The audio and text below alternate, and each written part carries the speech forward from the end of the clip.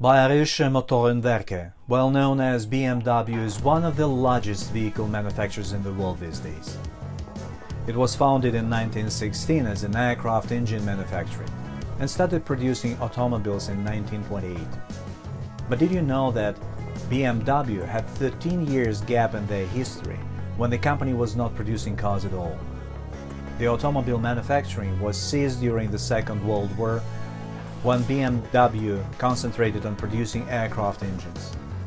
Also after the war, BMW was banned from producing any motorized vehicles. The BMW resumed car manufacturing only in 1952. These days, company sells cars under BMW, Mini and Rolls-Royce brands.